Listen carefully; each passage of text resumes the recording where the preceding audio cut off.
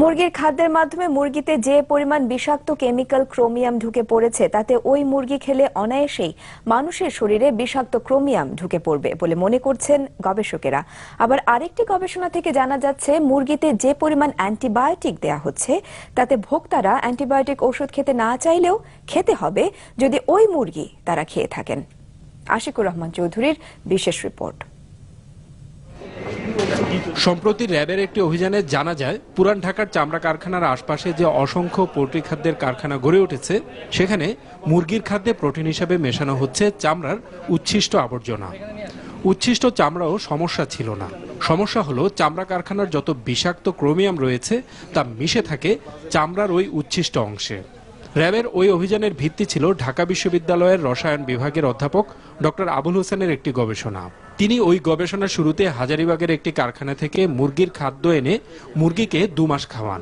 তারপর দেখা গেল কিলোগ্রাম হিসাবে ওই মুরগিগুলোর রক্তে ক্রোমিয়াম আছে 790 মাইক্রোগ্রাম, মাংসে 350 মাইক্রোগ্রাম, হাড়ে 2000 মাইক্রোগ্রাম, কলিজায় 612 মাইক্রোগ্রাম আর মগজে 4520 মাইক্রোগ্রাম।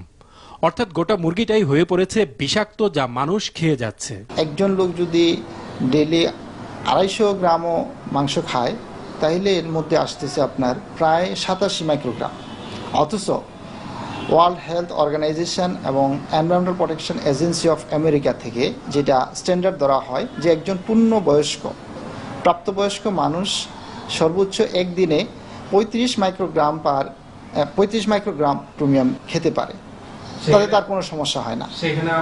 সেখানে আমরা খাইতেছি আপনার 87 মাইক্রোগ্রাম ক্রোমিয়াম। একটা টক্সিক এলিমেন্ট হিসেবে আমরা ধরে নেই, এবং এটা যদি লেভেলের চেয়ে বেশি হয়ে যায় তাহলে এটা আমাদের সেলকে ড্যামেজ করতে পারে এবং আস্তে আস্তে এই সেল পার্শ্ববর্তী সেলকে নষ্ট করে। এইভাবে আমরা যেটা ক্যান্সার বলি বা টিউমার বলি সেগুলো কিন্তু সৃষ্টি হয়। কেমিক্যাল হিসেবে ক্রোমিয়ামের বৈশিষ্ট্য এমন যে এটি মুরগির মধ্যে ঢুকে পড়লে তা যতই রান্না করা হোক তা খেলে প্রায় একইভাবে মানুষের শরীরে ঢুকে পড়বে। ক্রোমিয়াম যে সেটা মাংসের মধ্যে থেকে যায়, তার কারণ হলো এটার বয়লিং পয়েন্ট হলো প্রায় 2900 ডিগ্রি সেন্টিগ্রেড। 2900 ডিগ্রি সেন্টিগ্রেড এটার বয়লিং। কাজে আমরা রান্না করি সেটা 100 ডিগ্রি বা 150 ডিগ্রি সেন্টিগ্রেডে। কাজে এটা ডিকম্পোজ হওয়া বা এটা নষ্ট হওয়ার কোনো সম্ভাবনা নাই। কাজে এটা আমাদের বডিতে আসবে। এবার আসা যাক মুরগিকে কত বেশি মাত্রায় অ্যান্টিবায়োটিক ওষুধ প্রয়োগ করা হচ্ছে এবং তা মানুষের শরীরে কিভাবে ঢুকে পড়ছে সেরকম একটি গবেষণা প্রসঙ্গে, যা করা হয়েছে বাংলাদেশ কৃষি গবেষণা কাউন্সিল থেকে।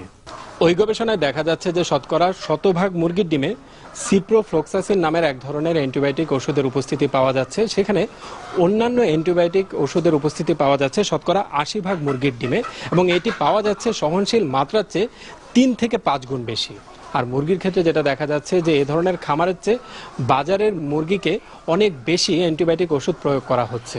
ওই গবেষণায় দেখা যাচ্ছে যে খামারের শতকরা 23% মুরগিকে উচ্চমাত্রার অ্যান্টিবায়োটিক ওষুধ প্রয়োগ করা হয়েছে, সেখানে বাজারে শতকরা 63% মুরগিকে উচ্চমাত্রার অ্যান্টিবায়োটিক ওষুধ প্রয়োগ করা হয়েছে, এবং এটিও সহনশীল মাত্রার চেয়ে 3 থেকে 5 গুণ বেশি। খুবই অ্যালার্মিং সিচুয়েশন আমাদের জন্য।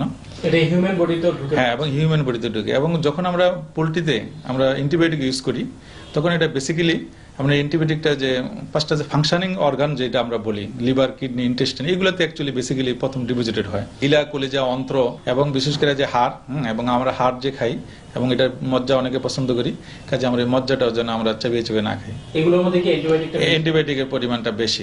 গবেষকদের মতে এখনই ব্যবস্থা না নিলে পোল্ট্রি শিল্পে ঢুকে পড়া এসব ভেজাল ব্যাপকভাবে ছড়িয়ে পড়বে। Ashikur Rahman Chowdhury, NTV news, Dhaka.